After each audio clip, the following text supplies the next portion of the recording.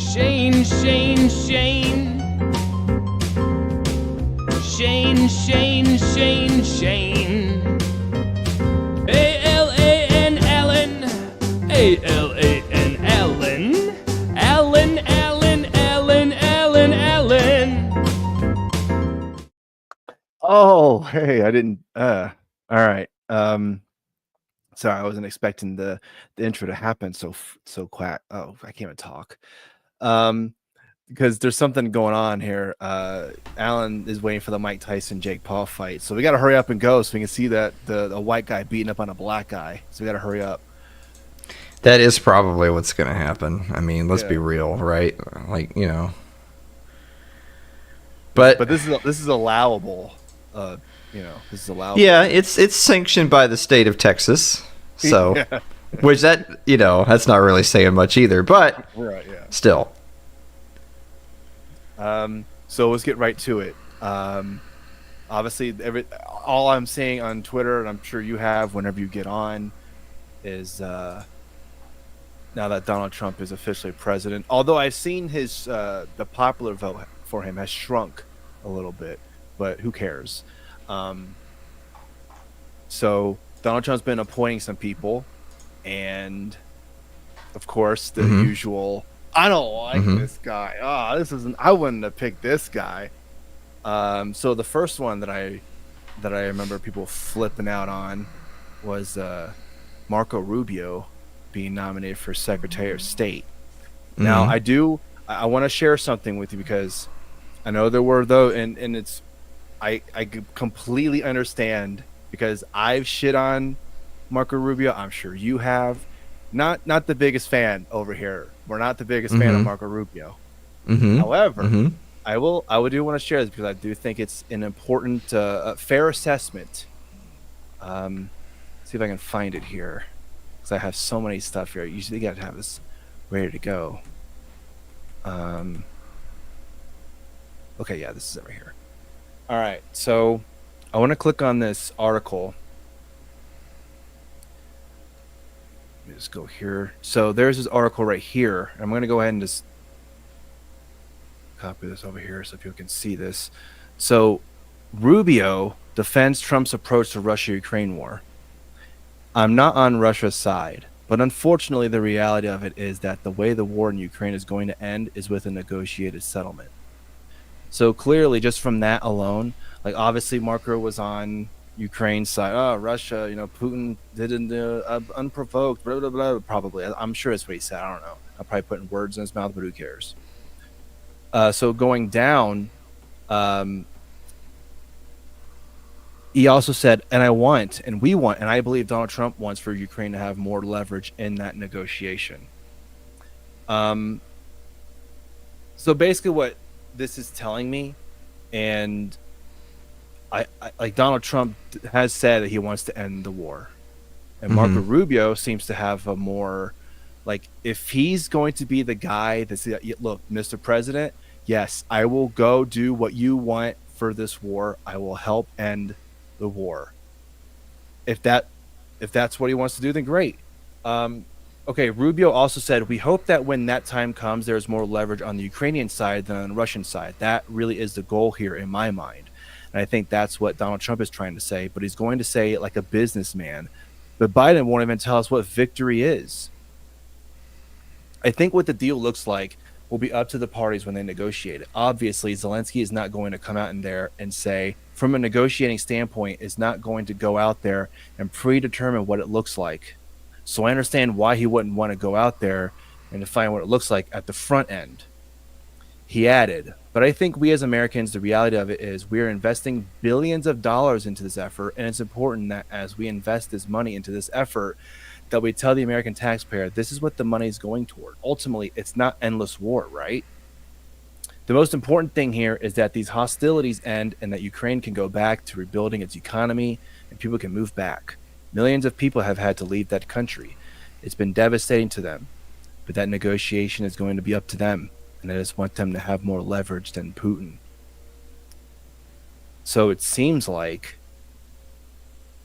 he's basically doing what Trump's, and Bird here tweeted, and I think it's an interesting point. He says you're not paying, because he was replying to this whole thing here. You're not paying attention. Rubio's current position on Ukraine is Ukraine is lost. It's time for a negotiated settlement. Exactly what Trump's position is. So if we are to believe everything here, then again, we're not fans of Rubio, but if that's what he's going to do, then do it. Like, end the war. If Rubio is going to be your guy, then you better make sure that Marco Rubio actually does that. So I thought this was an interesting way of looking at it, because I haven't seen anyone. He was the only one that shared this article. I didn't see anyone else talk about it. So when I looked it up, and I saw, I was like, okay, very interesting. So I'm sure he and Donald Trump had a talk. Yes, I'll do what you want me to do, Mr. President. I'll go do it. Boom. All right, Secretary of State, congratulations. I'm sure it's not going to change your mind, but I think it's an interesting and fair point. There was literally nothing in that entire article. That was literally nothing. That was all politics speak from a guy who has voted for Ukraine aid every time he could. If he's going to go over there, and his position as of right now is what Donald Trump's position is, like he's just an extension, then that's fine. But okay, so who was he gonna? Who would he have picked that would have been, that you think would have, like? Because I mean, they're going to negotiate a deal, right? They're not just going to, all right, let's just go and end it, because they're both parties are going to want to have something. Russia and Ukraine are both going to want to have something. Yeah, but Ukraine's not going to want. It's not going to have anything at the negotiating table. It's going to be what are they going to give up? There is not something. They lost. Yeah. That's the end of the story. Exactly. They lost. They lost, so they're going to have to end the war. They're going to have to negotiate a deal and a settlement of some kind to go, okay, Russia will pull back and Ukraine can start rebuilding. Well, Russia. Donald Trump also had a meeting, and Zelensky seemed very, like, he and Trump were very like, okay, Donald Trump wants to end this war. I'm on his side on this. Great. I mean, he's not even president yet. He's already out there talking to people, so I don't know. Mm-hmm. But, I mean, we have known for a long time now that Russia's going to take whatever disputed territories it wants, and then when Ukraine says that's okay, that's when the war will end. That's it. That's it. If Ukraine says that's not okay, then the killings will continue until morale improves. That's how wars are. So when Ukraine agrees to give up the disputed territory, then the war will end. And Rubio gets no brownie points. Rubio voted for Ukraine aid every chance he got, so he's a piece of shit. And as far as the question of, well, who would Trump have picked, that's irrelevant. Trump's not even picking anyone. It's whoever Miriam Adelson bought. So whoever Miriam Adelson tells Trump is going to be the Secretary of State, that's who's going to be the Secretary of State. That's not a secret at all, for sure. Yeah. No, it's not a secret at all. So there may be a little bit of wiggle room of like, here's our list, like here's our candidates. Which of these are like the most politically expedient, because there's lots of cabinet positions and it's going to be filled out. The reality of it is that some of the people who have been very publicly supportive of Trump and who helped to swing the election were going to be rewarded with positions in his administration. But the rest of the administration, including most of the key cabinet seats, were going to go to whoever were bought and paid for by Israel. I mean, let's be very crystal clear. The Zionists are actually totally okay with the war in Ukraine ending, because they just want all of that support shifted over to Israel. That's it. That's all they want. They don't care. If the fastest possible way for Israel to get an increase in their budget is for Ukraine to be blown off the face of the earth, they'd be fine with that too. Fuck it. Just kill every last man, woman, and child, because they don't care about those people. If they're not Jewish, they're literally subhuman as far as the Israelis are concerned. And the feeling's mutual. So So that's how it was always going to be. The thing is that but you also have all of these like compete. There's sort of these competing narratives out there of, on the one hand, people should just get real with the fact that Trump was gonna appoint some people that you're not gonna like, and there was gonna be some neocons, and they were gonna take over foreign policy, so you should just live with it, because at least you get some other people in some other positions that might be able to do some good domestically. And then there's the other side of that coin is like, okay, but I don't have to be happy with that. I'm not just going to sit here and shut up and be a good goy. No. I'm going to call all of them dick shitters literally every second of every day until he fires them. Because that's the other thing too, right? Is people always talk about like, well, Trump's picks are not necessarily permanent, because maybe he nominates Marco Rubio and then, 6 months into his administration, he fires Marco Rubio because he said or did something he didn't like. I'm not saying that that's not impossible, but the reason why we're not going to back off the criticism is because this is exactly the kind of thing that all the MAGA people were saying Trump 2.0 would be better about. Trump 1.0's biggest failing was running on a platform of drain the swamp and then inviting every manner of not just swamp monster light, but I mean some of the absolute deepest, darkest members of the swamp were his personal choices based on the people in his ears telling him, oh, this is who you need. This is who you need. You're an admin. This guy, get John Bolton, get Mike Pompeo, get these people. And a lot of MAGA people spent the campaign season trying to argue for their guy by saying, well, Trump 2.0, he's going to have had the experience. He's going to have all these better advisors around. Look at all these people that are campaigning with him that are so much better than the people on the other side, or the people that were around him in 2016. He's not going to fall for those same traps. Except for, you're right, he's not falling for the traps. He's doing it. It's not a trap. He's doing it on purpose, because these positions were bought. Like, if you ever wondered, I wonder how much it costs to be Secretary of State, the answer is $100 million. So there you go. If you want to be Secretary of State, then in 2028, pay Michelle Obama $100 million, and you get to be Secretary of State. Or you get to pick who will be Secretary of State. We'll put it that way. So isn't that neat? Now we know. Cool. Would you say you're overall white-pilled or black-pilled about all of this? Well, I mean, at the end of the day, all this nomination and appointment stuff doesn't matter. It's November 15th. Who cares? Yeah. None of this matters until after January. It's totally irrelevant. But so just at the face value of it, are you more white-pilled or black-pilled?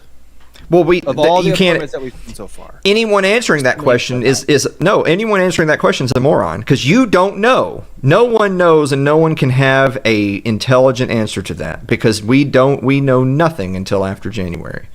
Okay, so, he nominated RFK Jr. for HHS. We all wanted that. That's so cool. Okay, so he nominates him, or he doesn't get confirmed. Or he does get confirmed, and after 100 days, it's crystal clear that he's not going to be able to do anything because the swamp is just simply not going to allow it, or he's going to get run out of D.C. Or people, for instance, like Trump, are going to say, ooh, sorry, Robert, I know you had designs on X, Y, and Z, but, you really pissed off Miss Miriam, so we're going to have to ask you to stop, or I'm going to fire you.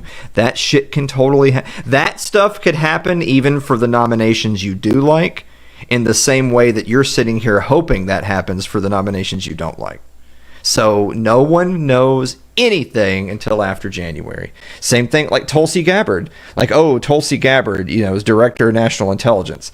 Is she a Russian asset? Of course not. People saying that are absolute morons.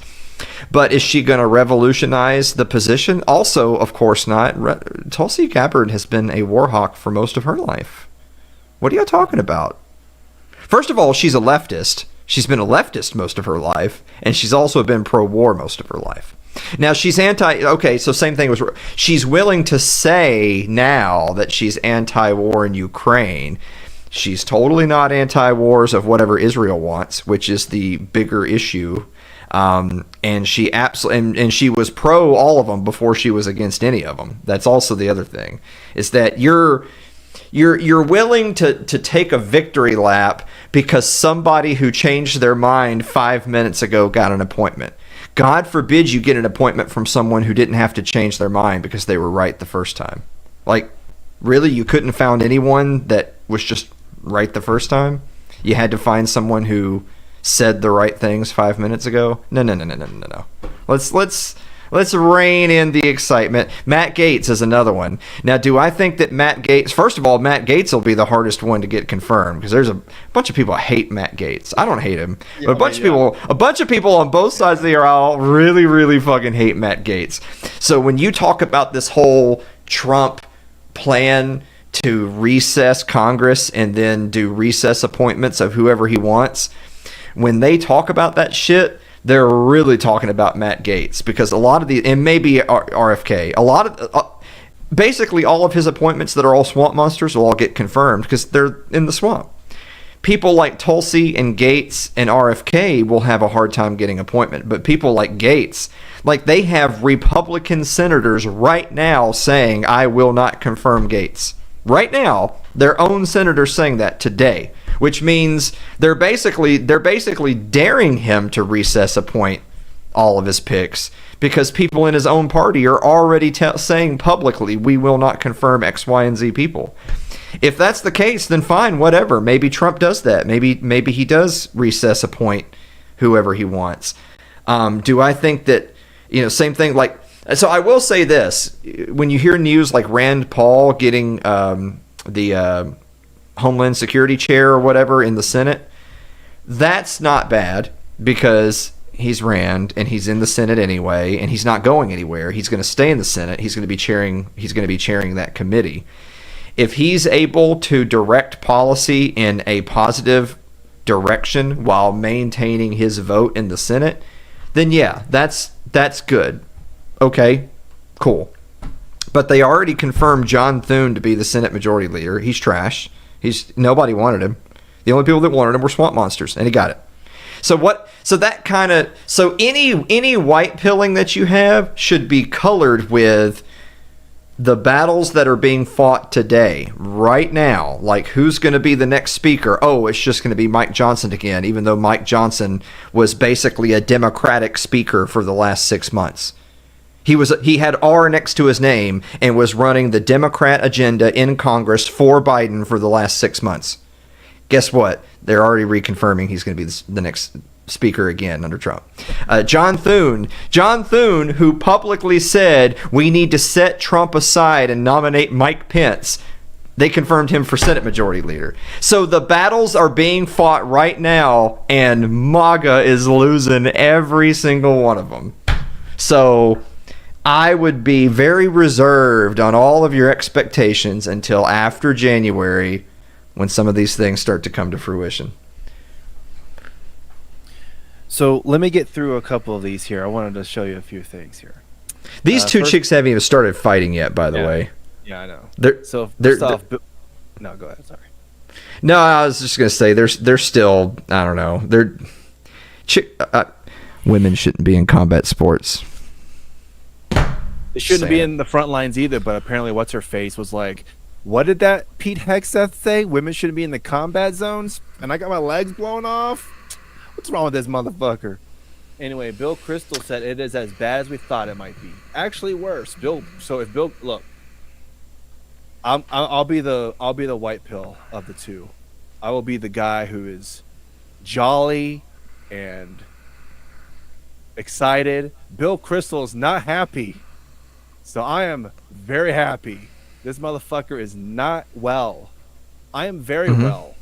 So thanks, Bill. Really appreciate that. Bill's very worried. He's very upset. Well, he wants the forever war in Eastern Europe, and he might not get it, so he's upset. But we'll still have the forever war in the Middle East. So, Bill, calm down. You get 1 out of 2. It's like, Jesus.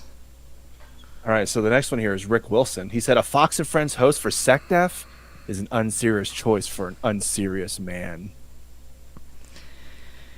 Rick Wilson. What a mother- Yeah, well, that's the thing. People who say stuff like that, they're basing it, their opinion of what a serious candidate is someone who lives completely within the bureaucracy of Washington, D.C. So if you were an intern getting buck fucked at Bohemian Grove, and then after that you were a low-level bureaucrat who did whatever Mitch McConnell wanted you to do, and then after that you ran for office and became a permanent incumbent who, you know, voted for the globalist agenda, or if you're a right winger, it's you fundraise off of wanting to improve right wing causes, but then when you actually vote, you always vote for every omnibus spending bill and every left wing cause. Or in the case of the border, it's always a, you know, well, we're gonna fix immigration. Well, sir, we have both chambers of Congress. Should we do it now? Maybe not now. So people like that are the people that they consider to be serious. Well, those people have been in charge for 100 years, and that's how we got to where we are. You know, or like that person right there in the comments says. So basically, as long as they're a pedophile, then they're good in your book. But if they don't fuck kids, then can we really trust them? You know, so look, I don't know. I don't really know a lot about that guy. But the thing though is that it's not even about the candidates. It's about Trump running on an agenda of doing X, and voters voted for him. And now you have the entire deep state and media saying, "Oh, but people don't really want him to do that." It's like, well, yeah, they do. So when you say we don't actually want a radical anti-immigration person to be confirmed who is going to start trying to mass deport millions of people, Americans don't want that. It's like, well, actually, yeah, they do. That's why they voted for Donald Trump, because that's so. Immigration was a huge issue. There's this weird phenomenon going on where Americans, like, so again, electoral and popular vote, Americans just voted for a guy who said these things, and now the media is trying to tell the American voter, well, no, that's not what you really want. It's like a parent telling a kid, oh no, you don't want to order that, order something else, you won't like it.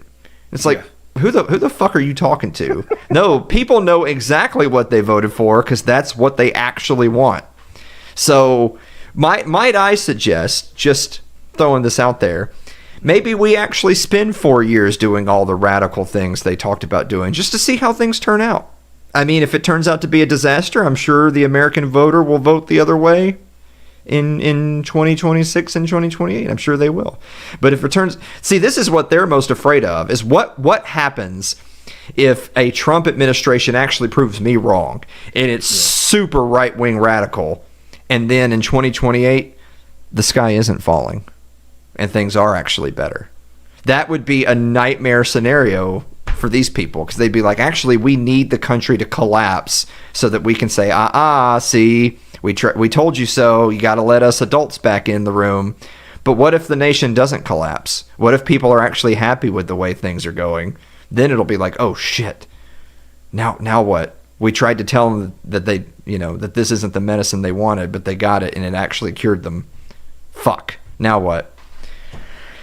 Dude, but still, again, even if that sounded slightly optimistic on my part, none of that matters until after January, when these people allegedly actually get into these offices and then actually start to pursue these agendas. Trump's 100 days are going to be massive, because in those 100 days, if he doesn't keep a notable amount of his campaign promises, at least the ones that he has direct control of, it's going to be a shitstorm, and they'll get destroyed in the midterms. Incumbent party tends to get destroyed in the midterms anyway, but they'll really get destroyed in the midterms if he can't make good. All right, so going back to Gates, someone else had they wanted to have their voice known. So Jonathan Greenblatt, who I believe is from the ADL, he said Rep. Matt Gaetz has a long history of trafficking in anti-Semitism, from explaining his vote against the bipartisan Anti-Semitism Awareness Act by invoking the centuries-old trope that Jews killed Jesus to defending the Great Replacement theory and inviting a Holocaust denier as his 2018 State of the Union guest. He should not be appointed to any high office, much less one overseeing the impartial execution of our nation's laws. So, look, his bio: ADL CEO and parentheses proud parentheses. Okay. I can't help but notice that he's restricted the replies. Yeah. That's I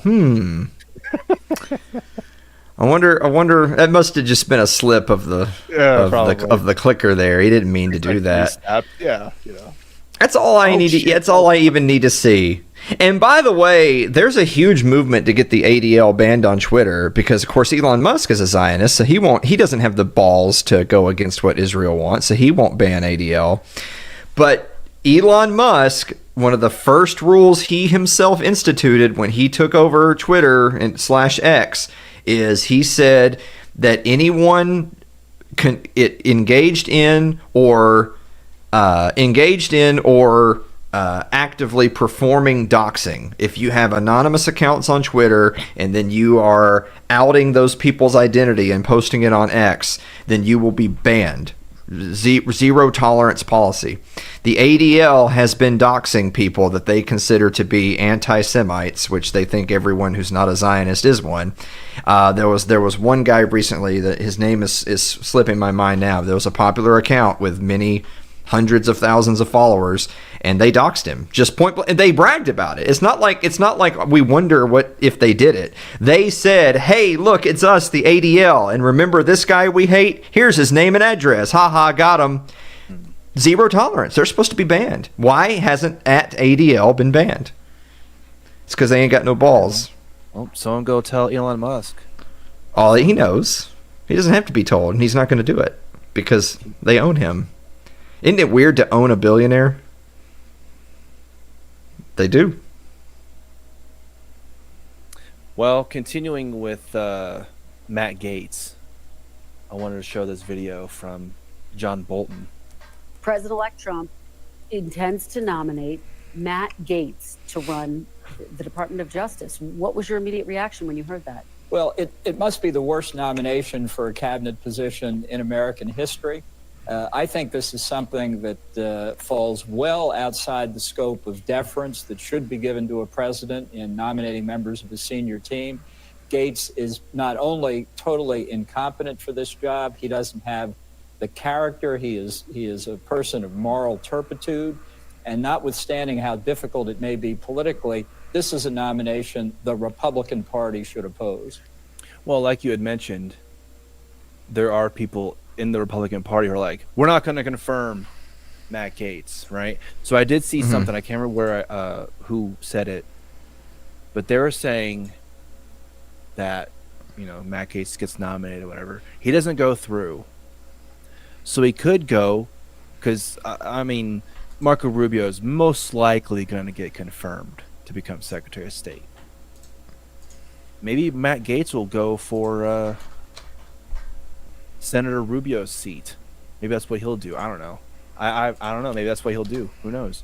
Maybe that's the step. 40 chess, as they say. But yeah, so John Bolton is not happy. So again, Rick Wilson, not happy. Bill Kristol, not happy. John Bolton, not happy. This guy right here that's talking, very happy. So I will continue to be joyful. What say you? Click on the link. I sent you a link in the chat. Just click on the link. And there you go. This is your getup. Yeah. Click on the link in the private chat. There you go. Yeah, I'll share it with everybody. There you go. What does that say? Did I stutter? Wow, how dare you? What publicly. Oh man, that'd be so cool to see that. He can't die off screen. No. No, It's got to be. He's got to be caned, and then they got to put the noose around him really tight, and then, yeah. Mm-hmm. Yeah, absolutely. He should be publicly executed. Absolutely. By the way, I don't even care about Matt Gaetz. Like even if Matt Gaetz goes away, they should still publicly execute John Bolton. Oh well, yeah. I mean, there's no. Yeah, there's just no do it. disagreement from this guy. Yeah. Yeah. So. All right. So, another video from our dear friend John Brennan about Tulsi Gabbard. Director Brennan, your thoughts about Tulsi Gabbard? Well, Nicole, I think you and Tom Nichols have done a great job just underscoring all the concerns that people have about this appointment. Clearly, Tulsi Gabbard has taken actions and made statements over the past several years that really raise serious questions about her common sense, her judgment, as well as her political sympathies. Cozying up to Putin as well as to meeting with Bashar Assad, I think really does show that she doesn't have the type of perspective that is needed for somebody who's going to head up these 18 intelligence agencies. And as Tom Nichols said, she doesn't have any qualifications. The Director of National Intelligence, that's a really serious position and a very complex and complicated one that requires somebody who actually has an understanding of the intelligence community. It's like an orchestra conductor of all the different agencies and departments that are involved in the intelligence process. And I don't think she understands even the instruments that are involved in this orchestra, nor has she had any experience at the strategic level of running and leading a large, complex organization. And the Director of National Intelligence is, according to legislation, the president's principal intelligence advisor, the person who is responsible for making sure that the president's daily brief is put together in a very sound and forthright manner, the person who puts together the budget and the priorities of the intelligence community. So I know that this appointment is sending shockwaves here in the United States, but also around the globe in terms of, is this really somebody who Donald Trump is going to entrust with the care and the leadership of the intelligence community? An unserious pick for a serious position. All right. So again, Rick Wilson, not happy. Bill Kristol, not happy.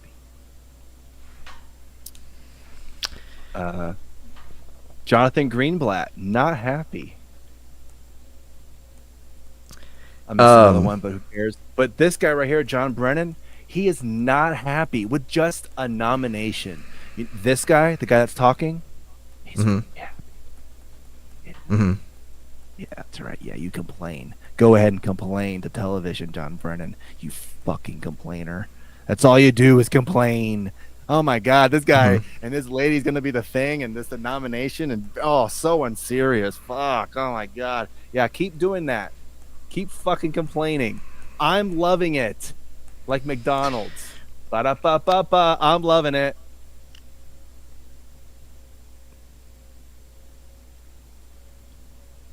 When Nixon went to China, and when Reagan opened up the lines to Russia with Gorbachev, like these were groundbreaking moments in world history, not American history, world history. Yeah. That staved off potential, like, extinguishing of mankind type moments. Mm-hmm. And anyone with an IQ above, Haiti can understand that those were objectively overwhelmingly for the good. Yeah. But when Tulsi Gabbard does it, it's bad. Which would obviously tell us John Brennan must be racist and sexist. Yeah, but he's on MSNBC, so it's fine. Well, he's racist and sexist. Because he was fine when those old white men did it. But he isn't fine when Tulsi Gabbard talks to our geopolitical opponents and tries to ease tensions. So, just pointing that out there.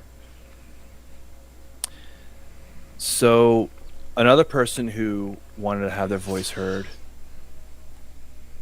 and I think you would probably agree with this because it's your old friend Tom Woods.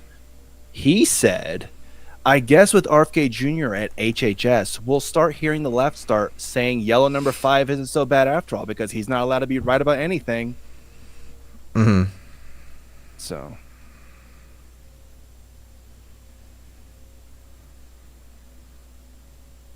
Yeah.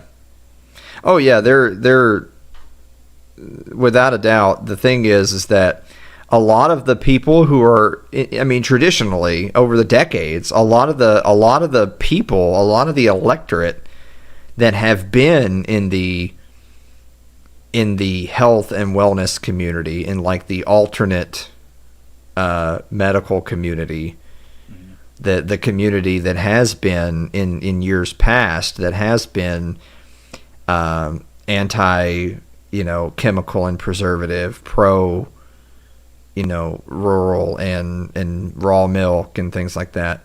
It's the same community that was pro pot. It's a lot of lefties. A lot of lefties have made up that community over the years. And so now they're all going to have to decide that all those things that they were against for 40 years now suddenly, because RFK Jr. Of course, RFK Jr. is on the left. He's a leftist. That's the thing that I hope that people remember in all of this trotting, because so much of this narrative is pro-Trump, anti-Trump, that people are kind of blurring the lines between left and right. Because, of course, Trump was a New York City Democrat. Tulsi Gabbard was a Democrat. RFK is a Democrat. So since they don't toe the official regime narrative today, they have been cast out from, polite circles on the left. But are they going to actually pursue policies that in the aggregate are good for Americans? Or will they ultimately, after 4 years of trying, just pursue left-wing policies under a right-wing administration? Who knows? We'll have to wait and find out. Now, in RFK's case, it's just really an example of if he's able to do nothing at all other than just take a hatchet to the CDC and the FTC and to try to roll back a ton of government red tape, then that would be a net positive. Yeah. But we also know that in the political sphere, people who would have supported his initiatives a decade ago will now fight them because he works for Donald Trump. And that's it. That's the only reason. They'll actually support the things he supports when he's no longer there to do them and Donald Trump's no longer in office. It's the same thing as the abortion thing of right wingers. Right wingers raised money for generations on we have to overturn Roe v. Wade, but they never actually wanted to do it because it was better to be an opponent of it than it was to actually accomplish it. And then when Trump actually gets the justices in and they actually overturn it, all of a sudden it's like, well, let's not be too hasty, you guys. Sometimes abortions are good, says the Republican light. So all the answer to all of this stuff is we have to wait till after January to see if the bad appointments turn out to not be as bad as they could have been, or if the good appointments turn out to be as good as they could be. We really don't know. We hope that good appointments have a credibly radical agenda, because why bother? If you're not going to have a radical agenda, why even bother going in the first place? So we hope the good appointments go in with a full head of steam, and we hope the bad appointments have their baser instincts curbed by better judgment immediately surrounding the Oval Office. But we don't know.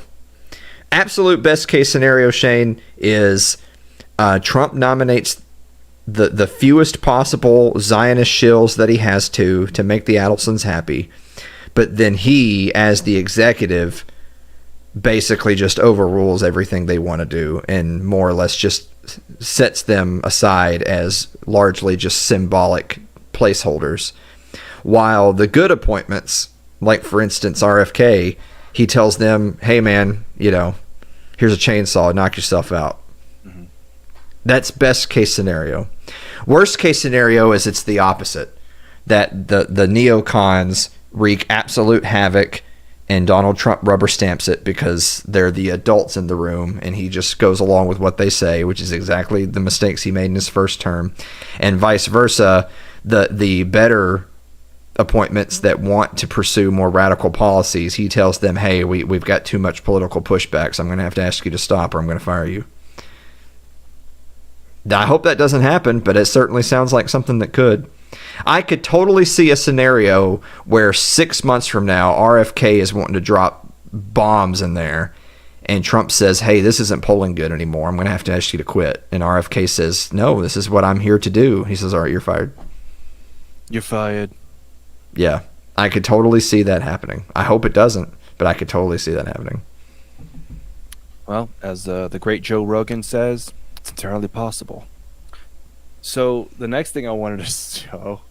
I wish we had as many viewers as Alex Jones over there. Look at that shit. I know. He's been going all day and night. Well, since you mentioned it, I'll go ahead and just briefly talk about it, which is going to be about next 20 minutes or so. No, I'm kidding.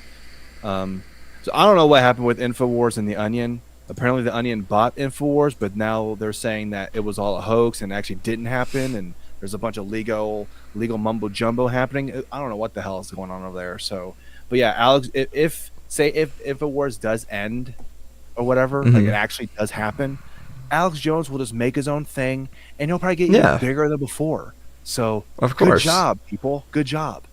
Yeah, he's not going to just quit. He'll just go do something else. Yeah. All right. So the next thing I want to show, and it's just a little quick joke here. So this guy, and it actually inspired the title of this episode. So McGillis, I don't know if I'm saying that right, McGills.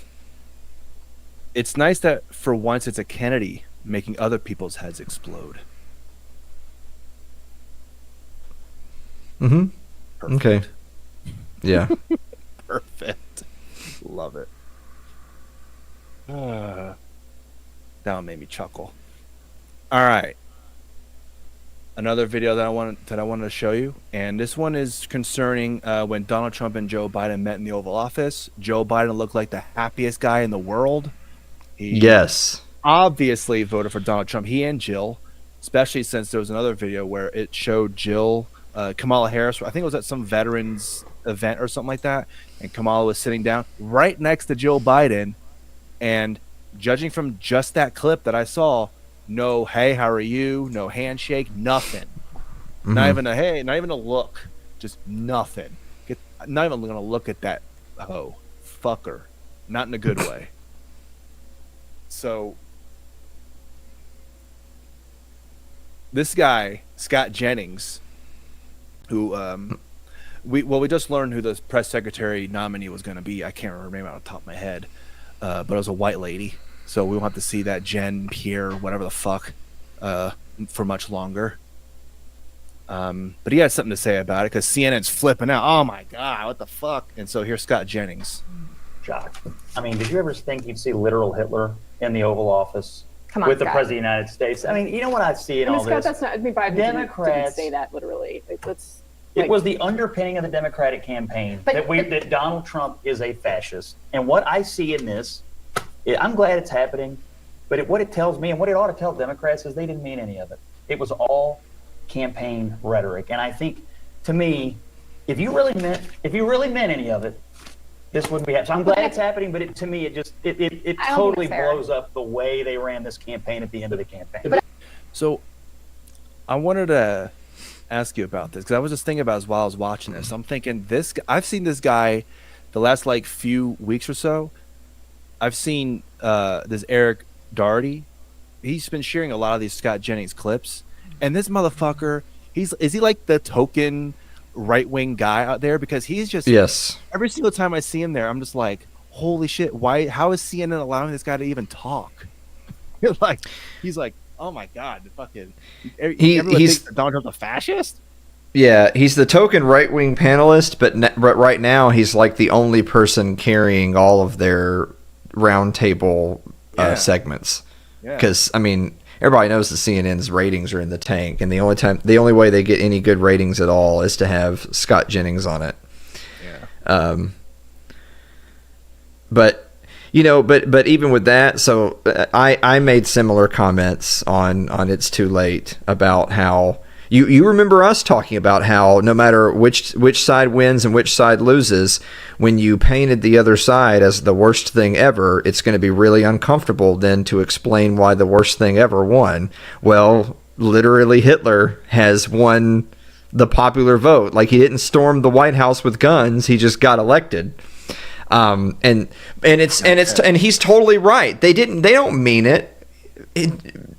Trump's a member of the club. They're all in it. They're all in the club, and you and then we're not. So they didn't actually mean any of that crap. It's always, what do I have to say to get you to do what I want? It's that same old story.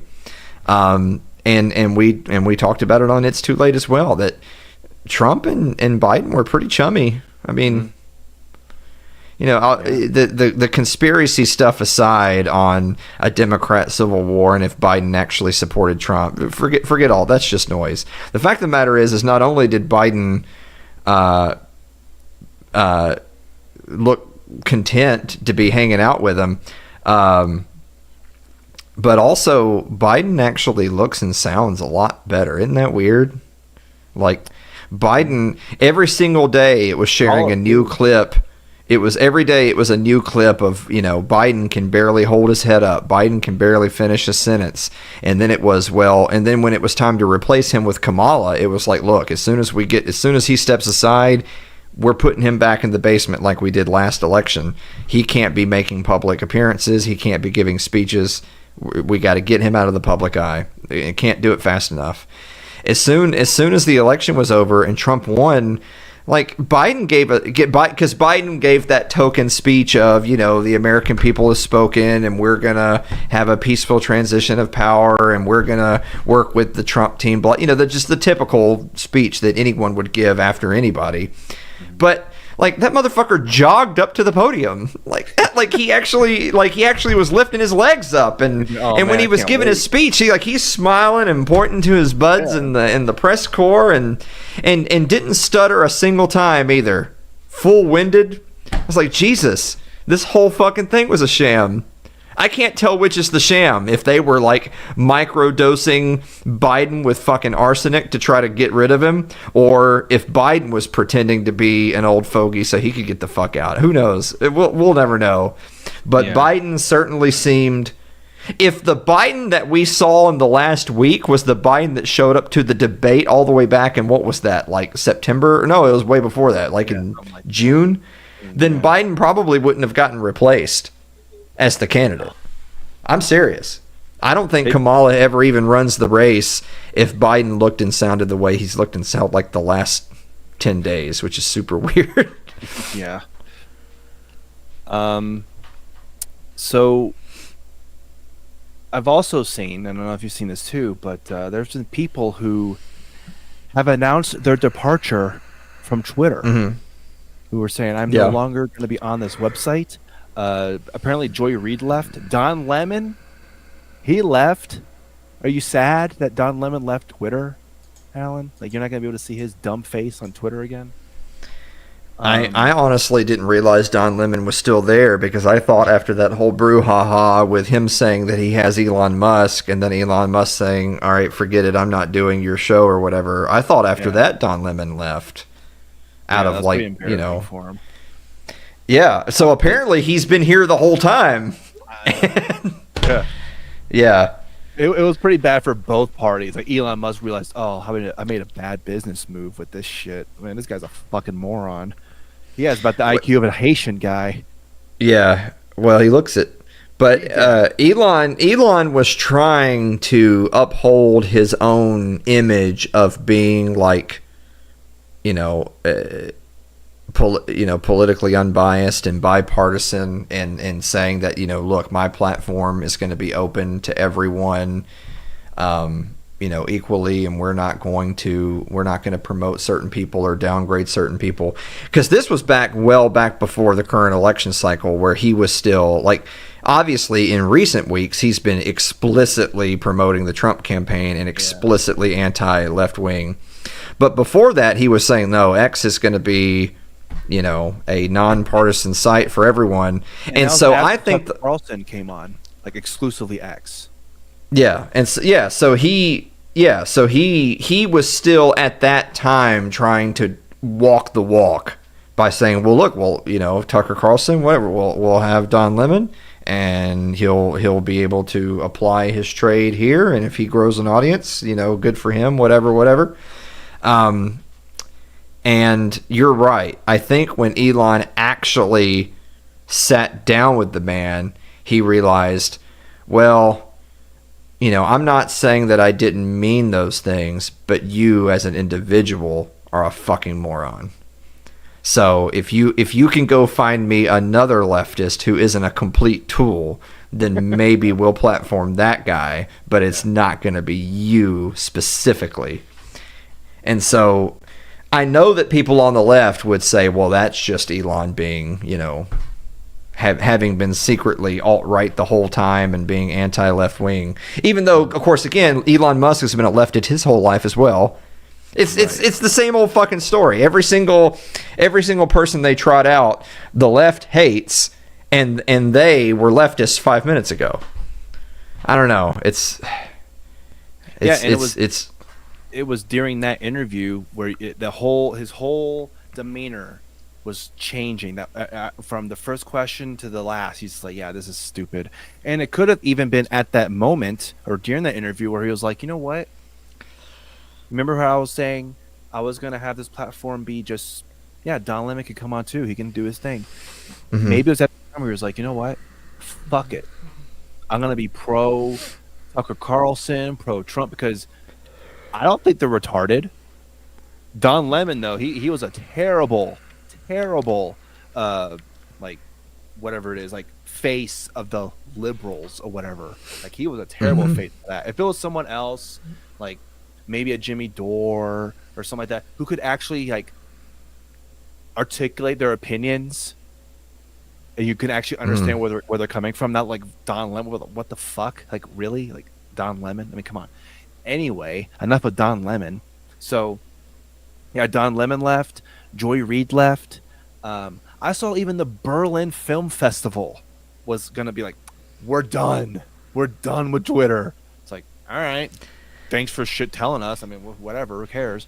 Not only are those people fake and gay for being this way, but also like if you're an organization that solicits like public support, or God forbid you're like a publicly traded company and you have actual stockholders, you are beholden. It's fiduciary responsibility. You are beholden to try to maximize your profits and do the best you can for those stockholders. And if you're not only should you be removed, but there may actually be legal concerns if you're not. And we also know that X is the king of social media right now. It is not close. Everybody on planet Earth knows that where messages go to get platformed is X. So if you're one of those organizations and you're saying, well, Elon Musk is a meanie head, so we're leaving X, you are actively hurting yourself. You are not taking a principled stand. I don't want to hear that bullshit. If you're just a theater or an organization or an annual event or an actual, again, Fortune 500, and your job is to make all the money you can make and, create wealth for your stockholders, and you leave X, you are doing the opposite of that, and you should be removed. That's just how it is. Now, I also, but in the same time that all these people are saying this, I also saw the report, because Musk had tweeted it out, that a bunch of companies were coming back to Twitter to advertise. Mm-hmm. So a lot of companies that since Musk took over had said, oh, well, we'll take our advertising dollars elsewhere, and have now come back to Twitter. Like Disney, for instance, was one. Remember, remember Disney boycotted X, and Elon Musk famously like shot him the double bird and said "fuck you," and he was addressing Disney when he said it. He didn't say Disney, but he was literally talking to Disney's CEO right there in the audience. Yeah. Disney is now back on X, so how about that? Yeah.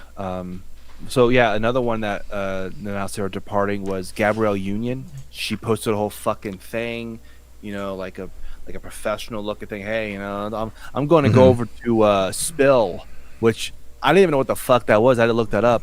It's like, I mean, she was going to Instagram, Facebook, and whatever, TikTok. But then she also, like I said, she mentioned Spill, which apparently is like a more black social media site, which is weird because in her fucking thing, she's like, you know, I want to be in a part where it's inclusive and all that. It's like, go to the fucking black social media account if you want to feel safe over there. Go ahead and do that. You know, I never even heard of it.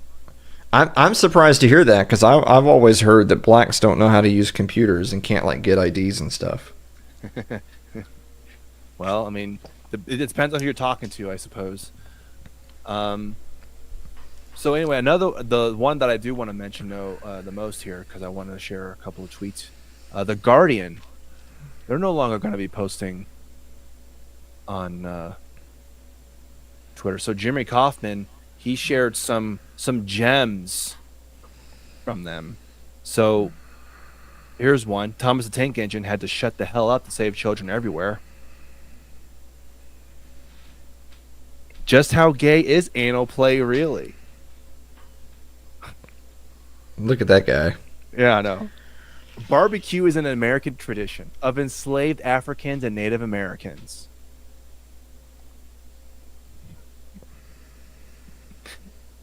Oh, this one's perfect. The end of hisses, whistles, and stares. We need to walk the streets without fear.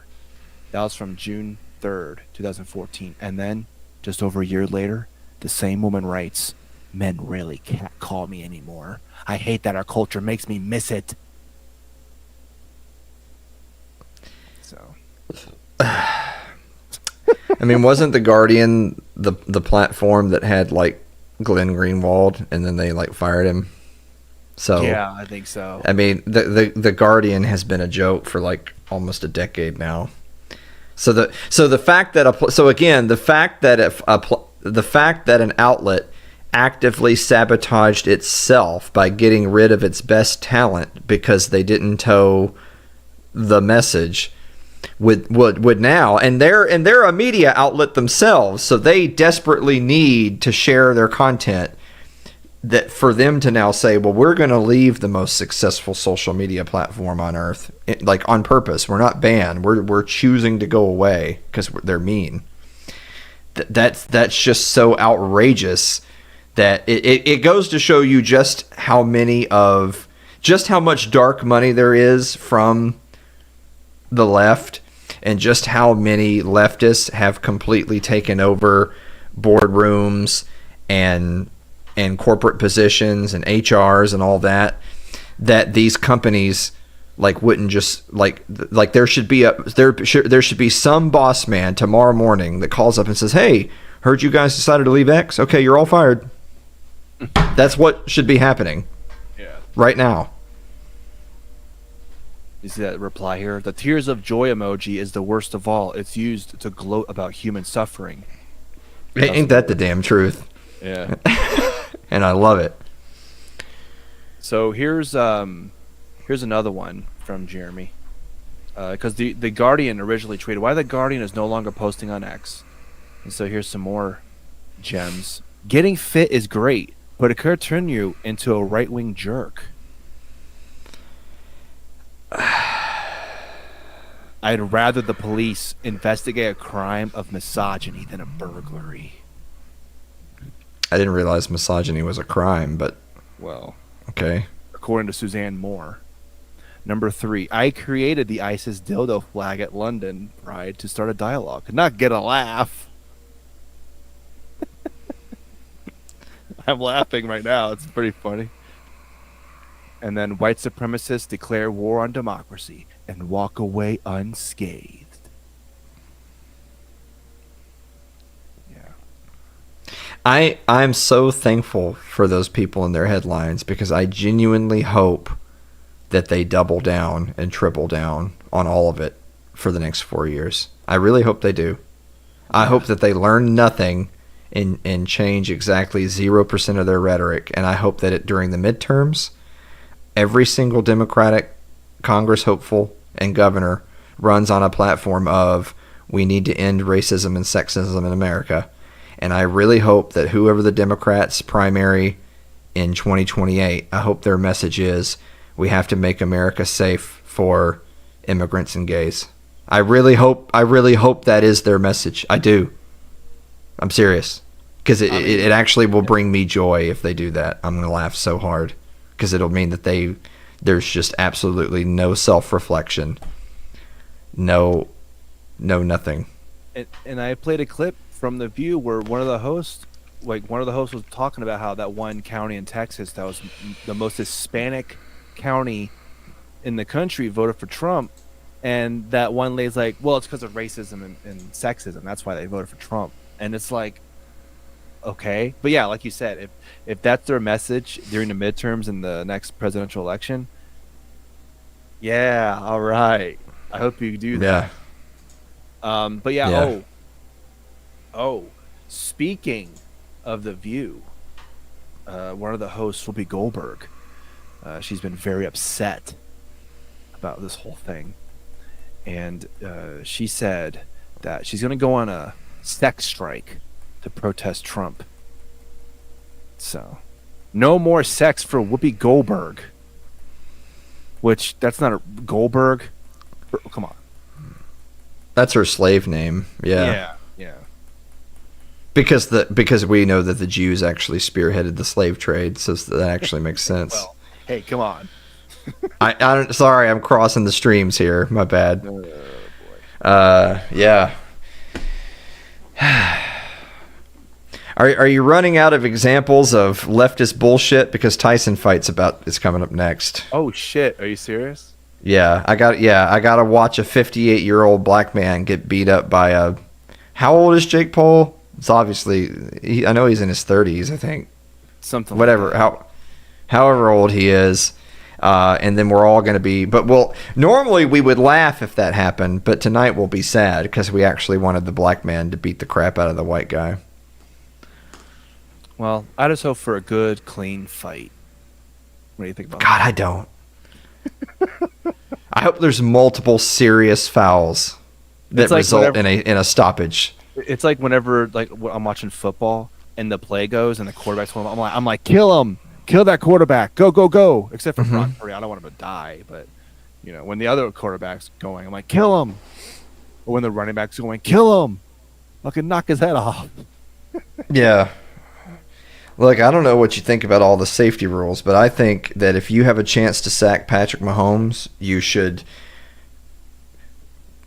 collar, face mask, hip drop into alligator roll, ankle. Like every individual foul you can, and full body weight as well. Go ahead and land on him with your full body weight. Do every single individual foul you can possibly think of. Get his ass out of there. There was one play in the Niners-Chiefs game this season where there was a chance. I think he ended up running for 20-some yards for a first down on third. Of course he did. But there was a time where defenders could have tackled him, but for whatever reason, they were just like, I don't know what to do. It's fucking Mahomes, because if I touch him even remotely wrong, they're going to throw a flag on me.